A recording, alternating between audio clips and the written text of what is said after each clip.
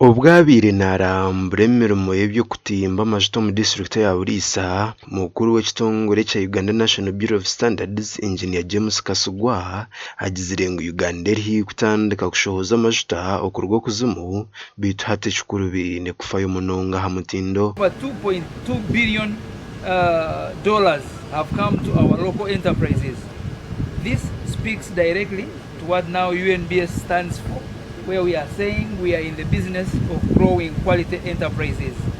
When you go in the midstream, we are looking at transportation and storage of our crude oil. Now, when we talk about transportation, it is important that Ugandans know the role that UNBS plays. Engineer Kasugwa nagira ngo bwire obu aba Uganda National Bureau of Standards batandikire nkwatanisa n'aba Petroleum Authority of Uganda okurebuza omutindo gw'amajuta agarukuza kunyurwa mu itaka. Because oil and gas is a very critical sector in attaining the tenfold growth strategy that we aspire towards a $500 billion economy. And for that to be achieved, quality assurance should be, or quality should be at the center of everything that we do.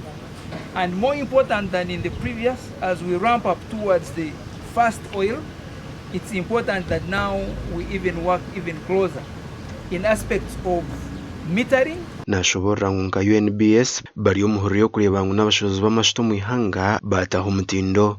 Dr. Joseph Kobsheshe orikuzunanizibwa n'ebitwehinguririze omu kitongore kya Petroleum Authority of Uganda nagira ngu enkwatanisa yaabo na UNBS n'okureba ngu amajuta ga Uganda gagira omutindo murungi aha rurengo rw'ensi yona. The oil and gas sector relies a lot on making sure that the right standards are in place and they are being applied.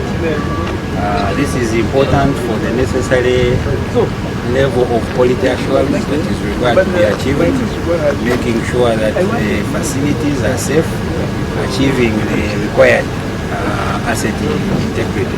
Uganda neteekateeka kutandika kwiha ebimata by'amajuta okuruga kuzimu okutandika n'okwezi kwa mushanju omwaka ogu gasha kwamburozi nwa gaba katooto.